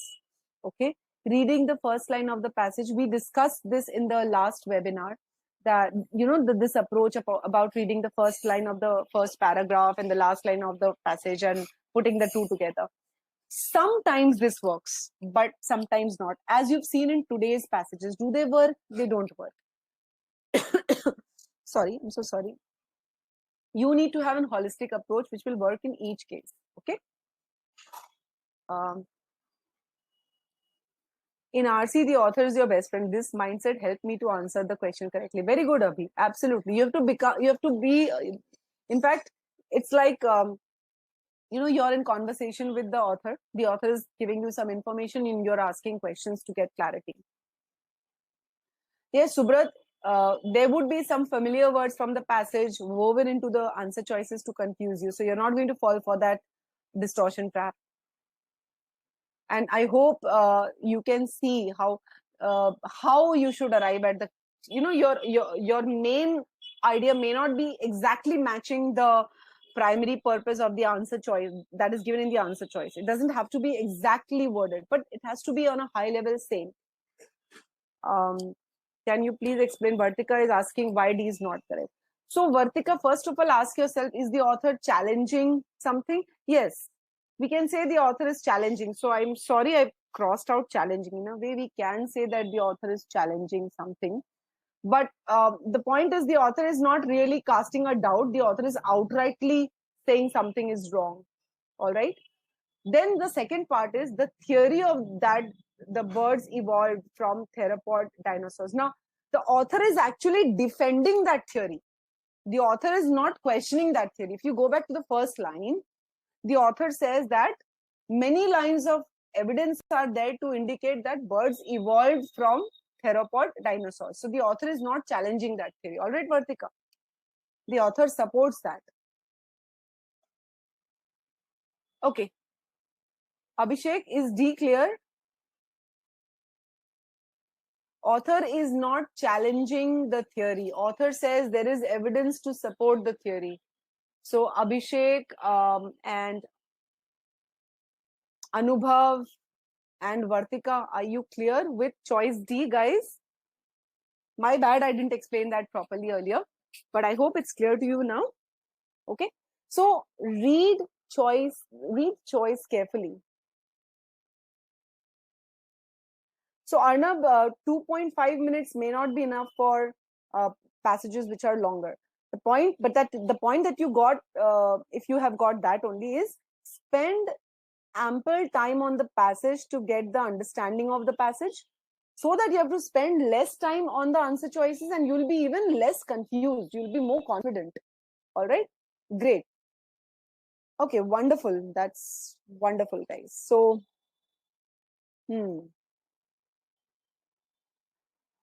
you have passage 3 with you, right, guys? In your PDF? Yeah, Arnab.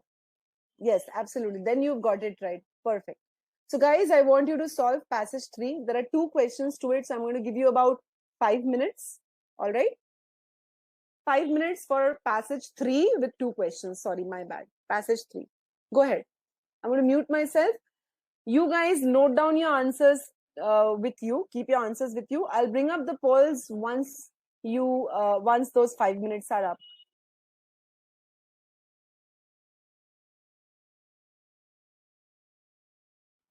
All right, guys. So your 5 minutes are up. I'm going to bring up the poll for the first question. There it is for you. I'll give you 15 seconds to mark it, and then I'll move to the second option.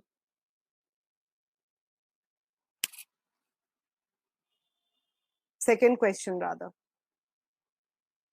So let me see what you believe is the correct answer to question 1. I can see the polls are still moving.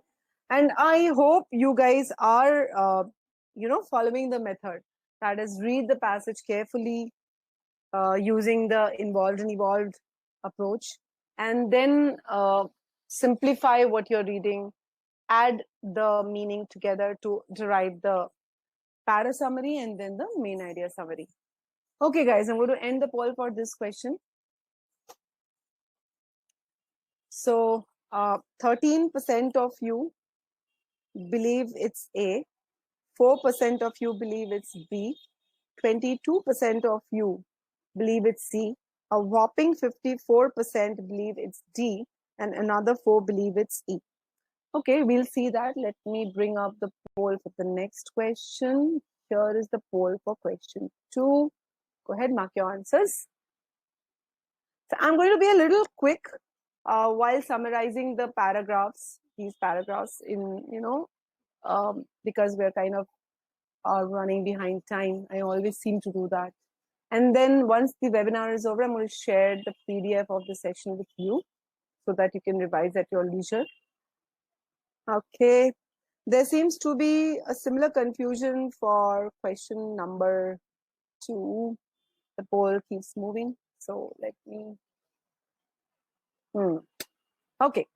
Here's my countdown. 5, 4, 3, 2, and 1. Okay. Let me end the poll.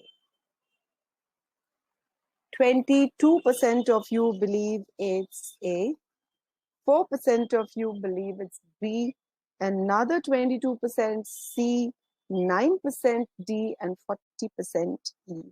Okay, cool. So let me start with my analysis of the first paragraph. Here it goes. In the Wealth of Nations, I think there was, okay. So in the Wealth of Nations, now what this Wealth of Nations is, I don't know. So I'm just holding on tight. In the Wealth of Nations, whatever it is, 1776, comma, Scottish economists, there is an economist, Adam Smith. So I'm thinking probably in the Wealth of Nations is some book or some article or some journal that this guy wrote or stated or something. So Adam Smith in the Wealth of Nations said something. Asserted means stated or said. What did he say? The propensity. Now, suppose you don't know the meaning of propensity. Please don't panic. Okay, just remember either the context will be there for you to understand what is propensity, or else you can just kind of ignore it. That something of truck, barter, and exchange. Now, truck, barter, and exchange is given in inverted commas, which means these are the words used directly by this guy in the Wealth of Nations. So, truck, barter, and exchange was, so truck, barter, and exchange. Now, we all know the meaning of exchange. Exchanging is to give and take. Barter also is a similar word, and most of us have come across that word when we studied history. So there are some common vocabulary that the GMAT test makers expect you to know. We don't know the meaning of the word truck, except that truck is basically a carrier. All right. So the meaning could be different also. Other than that, if you already know, truck means to trade, barter means to trade, and exchange also means to trade. So trade was the foundation of commerce. Giving and taking, exchanging was the foundation of commerce, foundation of business, and a given quality of human nature. So basically these three words was both. It was the foundation of business, and it was also a part of human nature. That means the Adam Smith believes it is the human nature to exchange A for B or X for Y. And that led human beings probably to start commerce. Okay. So now understand the structure of the sentence. So Adam Smith said that the propensity of truck, barter, and exchange, okay, was the foundation of business, and it was a part of human nature. Driven by, now driven is an ed verbal written next to human nature, so clearly it is modifying human nature. This quality of human nature, that means which quality? Truck, barter, and exchange, driven by individual desire. All right, so in a nutshell what we are saying is it's human nature. It's and this human nature is driven by want or need or desire. And what is that quality of human nature? To exchange goods, to give and take. All right. So that in a nutshell is Adam Smith's belief. Smith's view. Okay. So which view? So far we only have this view, right? That self-interest dominated business. Okay. So here we have another view. That means here we are talking about a view which is built on the first sentence maybe. What is Smith's view? Self-interest, that means interest or something that is of one's own interest or one's personal, I can look at it from the point of view of what benefits me, dominated the business. So Smith believed that self-interest kind of controlled the business that emerged in early modern England. The time is given to us, and has tremendous effects on how such relations have been perceived. Now, so far what I can understand is, therefore, Smith is saying that business in early modern England was driven by self-interest of individuals. Okay. And this view of Smith has impacted how people have viewed business relationship. So Smith's view, okay, has had tremendous effect on how relations, such relations, which relations? The business relations have been perceived. So view of Smith has impacted how people have viewed business relations. Wow. I mean, Smith's views have impacted us and how we see business.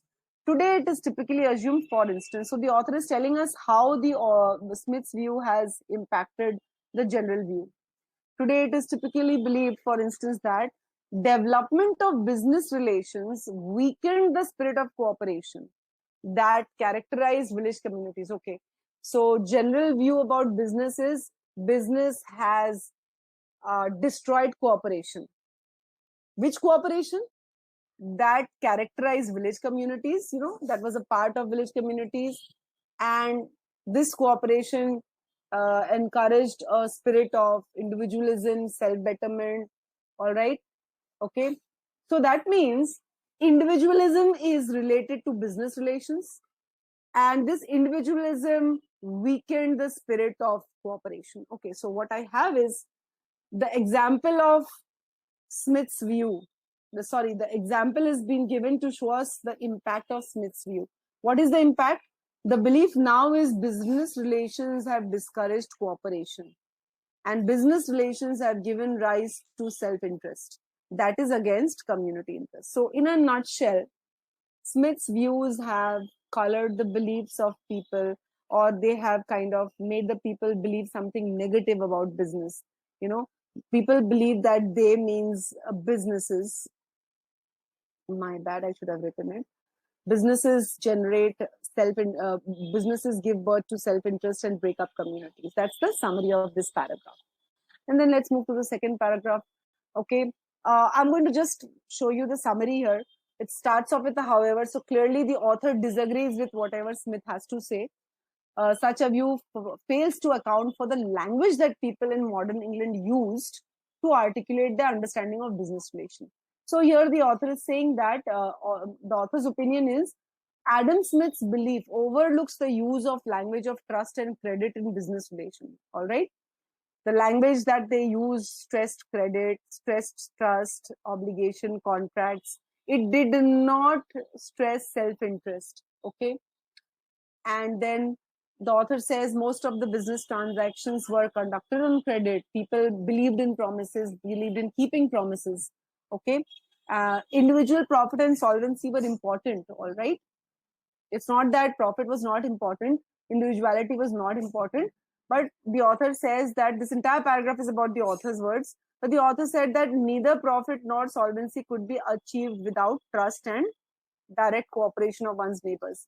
So self-interest could not be achieved without trusting others in community. Self-interest is the profit, individual profit, solvency. So this was the self-interest that could not be achieved if you did not trust others in the community, which basically means, this is the last line, as a result, buying and selling, far from breaking up communities, actually created bonds that held villages together. So this is directly in opposition to the Adam Smith's view and today's general view. So author says, in reality, business relations brought communities together. If I put together these two para summaries, okay, Smith's view, okay, was business relations engender self-interest, break up communities. And from the second paragraph, I have it. However, in reality, business relations bring communities together. And if I put it together, here's my main point. Although Smith's views about business relations breaking up communities influenced public understanding of commerce, the reality is business relations brought communities together. And with that, I move to the question. So for the first question, let me just quickly see if you guys have any queries. Just hold on to your queries, guys. Okay. So for the first question about primary purpose, the passage is primarily concerned with which of the following is like asking what is the author's primary purpose. So 13% of you had gone with A, 4% with B, 22% with C, 54% with D, and 4% with E. So let's see one by one. Okay. Is the author mostly concerned with criticizing a theory? Well, he is in a way criticizing, I mean, in a very remote way. I wouldn't say criticizing. He's rather disagreeing. So, but I still accept criticizing. But is he criticizing a theory of human nature? No. He's criticizing Adam Smith's theory. And Adam Smith believes that human nature is behind development of business. But that doesn't mean that the author is criticizing human nature. Author is not saying human nature is not right. Author is saying Adam Smith's view that business relations break up cooperation is wrong. So A is confusing word, criticizing is not very good, and total distortion. The author is not criticizing a theory of human nature. The author is criticizing a theory about business relations and how business relations destroy cooperation. Okay, so A is out. 13% of you chose A. I hope you can see why A is wrong. Evaluating the impact of a particular economist on modern theories of, does the author evaluate? Does the author say what is the good impact of that theory and the bad impact? No. The author is just talking about the bad impact in first paragraph. So this choice is limited in scope, guys. All right, and therefore it is incorrect. Just 4% of you chose that. 22% is the second highest, makes C the second favorite for this question. Chronicling means basically laying down date-wise. I don't think that's actually the author's purpose, laying down the early history of the use of credit. Does the author tell you when credit started, how it developed, how it grew, and how it is today? No. So author is not talking about date-wise development of credit. The purpose is to say that credit was used, and that actually the author mentions the use of credit just to show how businesses brought communities together. All right. So the purpose of talking about credit was to actually show how businesses brought communities together. Therefore, C is not the correct answer. It's out of scope, guys. If you haven't understood, the scope of the passage was basically how Adam Smith's views have incorrectly influenced public perception. All right. And this perception is wrong. That's the scope of your passage. The scope is not the use of credit in the business relation. It's mentioned as a part, but that's not the scope. Okay. D is the correct answer. 54% of you chose that. I'm so happy to see that. The author is reconsidering accepted ideas. So when you read the word reconsidering, immediately it doesn't click. Okay. But let's look at it part by part. Accepted ideas about, so accepted ideas would refer to Adam Smith's ideas, right? Those are the accepted ideas, isn't it? All right. And what are the accepted ideas about? About the history of business relations? Yes. And is the author reconsidering those accepted ideas? Yes. The author is saying those accepted ideas are not correct. So I would put D on hold, guys. If honestly, if I were in the exam and I was solving this question, I wouldn't have absolutely totally convincing reason for choosing D. So I'll hold on to it. But I definitely have reasons to eliminate A, B, and C. So I go to E. Explaining the decline of cooperation in, does the author explain how the decline took place? No. So definitely explaining is the wrong word to choose, and the decline exactly is mentioned. Why is the decline mentioned? Just to show that the current perception is how business destroys cooperation, but that's not the main purpose of the passage, and therefore it is out. The correct answer is D. Any questions on this, guys? Let me see. Yes, Shubhra, D is the correct answer. Absolutely. Perfect. Okay. Let me also discuss E quickly so that then I can share the PDF with you. Now, E is a long sentence, guys, and never be in a hurry to read a question stem which is long.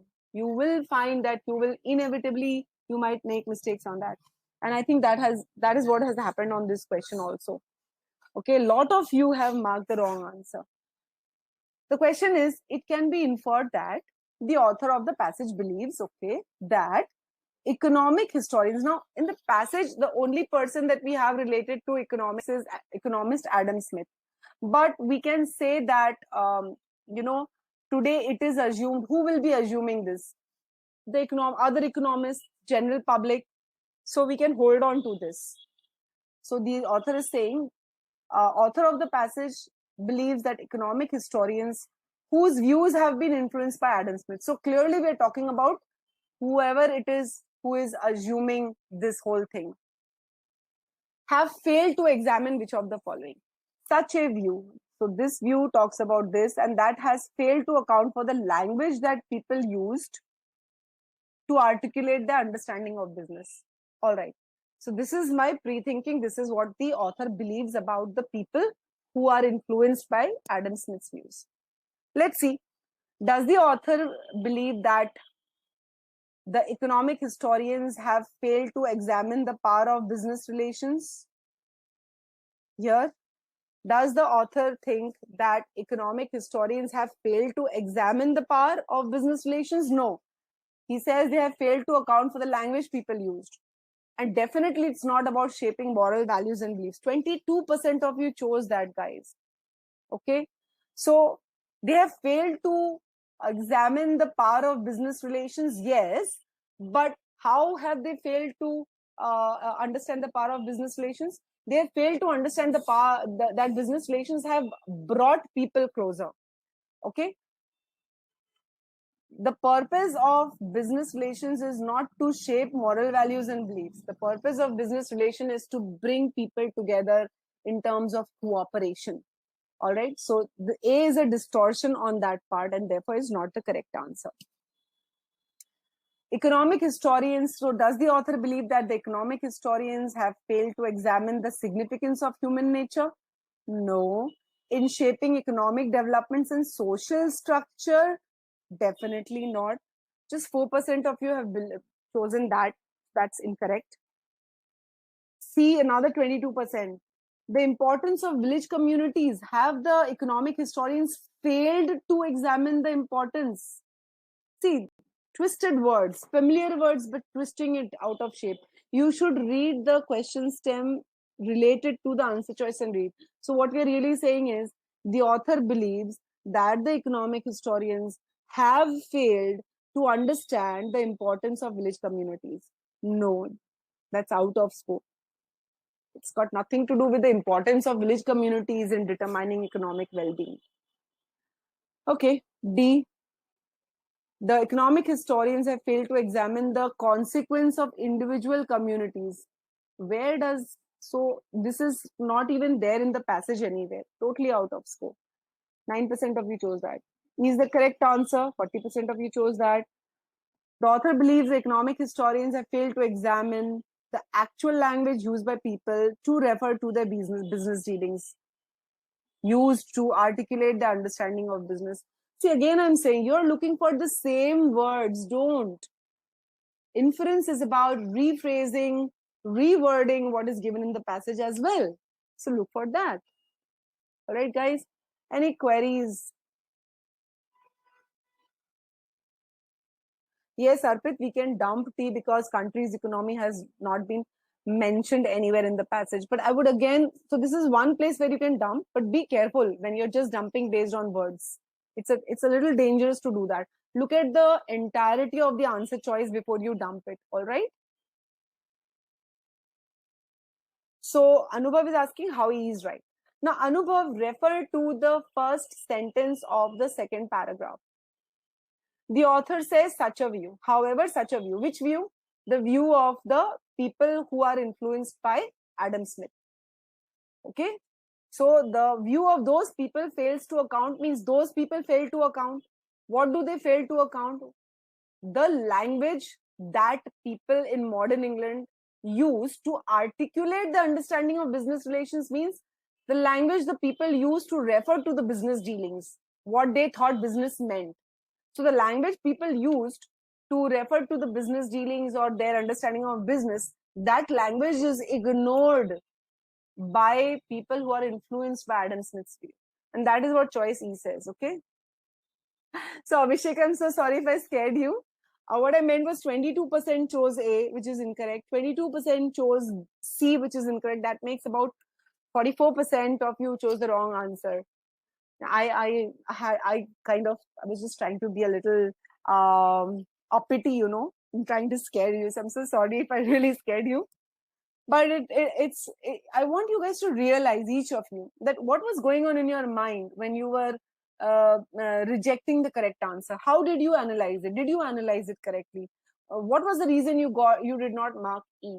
Did you not read the answer choice correctly? Did you not read the question correctly? A lot of reasons. Did you not read the passage correctly? because a lot of people just keep on passing, they keep on just practicing the passages, hundreds of passages, 200 passages, but that's not the right way to prepare for your GMAT, guys. Always quality over quantity. Identify after solving every passage whether the reasons you got your answer right is the right reason. If you got the answer right, but your reasoning is not right, then that answer is as well as incorrect. Okay, if you mark the wrong answer, what was going on in your mind? What did you fail to consider? Haha, Abhishek, if you chose E for the right reasons, very good. Okay, guys, so I'm going to share the PDF of the webinar with you. And before that, in the meantime, if you have any queries, you can put forward. We are starting our crash course from the next weekend. All right, so you can visit our web page and check out for the details of the crash course. It's there on the website. In the meantime, there is a small poll that I'd like you to rate this session, how you found it. And you can also share your opinions on the chat in the chat box regarding the session, whether it was helpful, whether you found it some that addressed your concerns or not. So Anubhav, questions of RC also adaptive. Yes, Anubhav.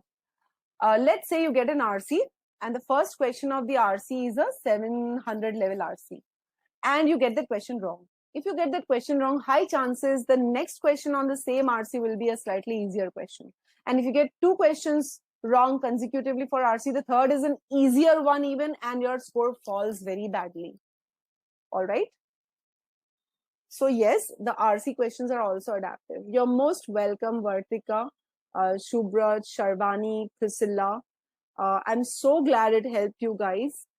Abhi, I'm so glad Abhi said that he's taking away a much better understanding on RC. I'm so happy for you, Abhi. So let me start sharing the webinar PDF with you guys. Give me a moment. Yeah, I'm sharing the webinar PDF with you. If you want, you can download that. You're most welcome, Abhishek. Again, I'm so glad it addressed your biggest nemesis. Okay, so primary purpose was your biggest nemesis. I'm so happy this has helped you. You're welcome, Manuela. Manuela also said she was having troubles with main idea questions, so that's great. This is what makes me feel so happy, and I can actually have a nice sleep. And I see that the session has really helped address your concerns. So that's such a thank you so much for your for sharing your feelings with me. That's great. Other than that, if you have any queries, you're welcome, Pooja. Related to your preparation, you can go ahead and ask. I hope you can see the PDF. You're welcome, and wonderful.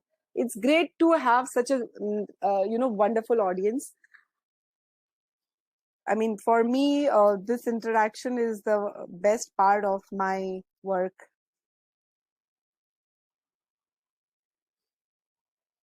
Any other queries if you have, guys? So you can register for a free trial on that link, gmatwiz.com. And if you have any other queries, you can write to support@gmatwiz.com. You can also contact our CEO and our strategist, our principal strategist, Piyush, on that WhatsApp number. Okay. I think I should be able to find a link. Just give me a moment. So that I can, if you want a consultation call, a free consultation call with Piyush, I'll just share a link with you and you can set up a free consultation call with Piyush by using that link. Just give me a moment. So there are 2 links I'll share with you.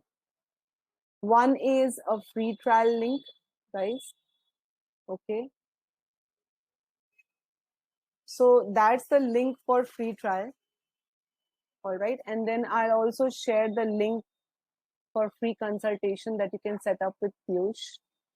hold on a sec. Yeah.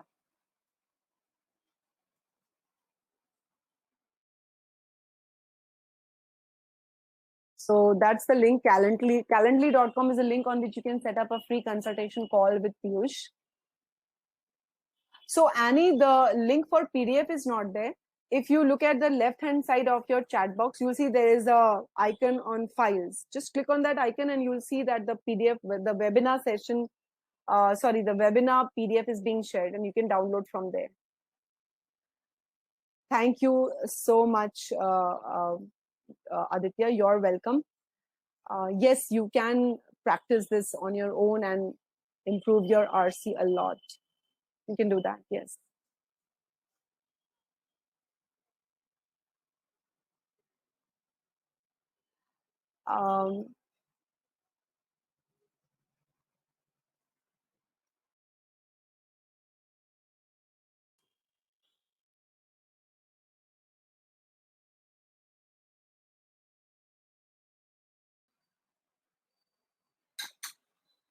Any other queries, guys?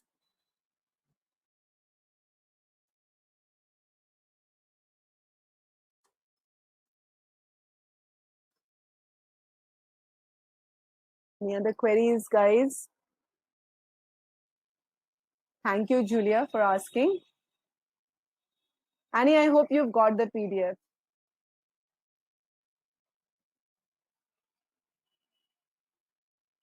So, guys, it was a wonderful experience once again. Please remember what I have told you today, that it's quality over quantity. Okay. It's the way you approach your passages which is going to make all the difference. Remember that. That's the takeaway. Do not hurry and read the passage. It's not going to so wait, what's going to be the constituent of the crash course? So Arnab, the details of the crash course are there on the website, but in short, I can tell you this, that there would be around, we are going to have 30 plus hours of classes. I think that's going to be both on quant and verbal. So for verbal itself, we'll be having over 12 sessions and same for quant. All right. And we'll be covering each of the areas, Arnab. Plus, you'll be getting the course, the online course with the question bank and everything. So you can just visit the website for that for more details, Arnab. All right. You're welcome, Sanjay. So Arnav, you can go to the website for the details of the course, all right? Thank you, Julia, once again. I'll definitely convey it to him. So guys, once again, a very, very warm thank you for all of you who've been on this webinar with me all these past few weeks. And it's been a great time interacting with you. All the best to all of you for your GMAT as and when you take it. So I hope all your queries are solved. I'm going to sign off for the night. I hope you guys have been able to download the PDF, all of you.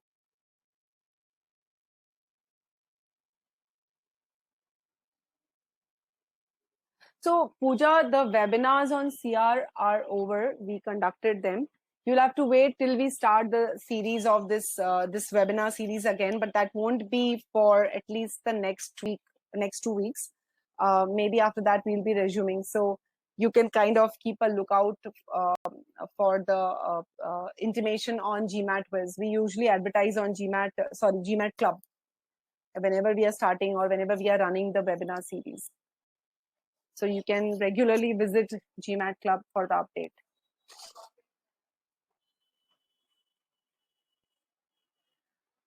All right, guys. So let me wish all of you and all the best, and a good day to those of you who are starting your day, and a good night to all of you. So bye-bye. You're welcome, Pooja.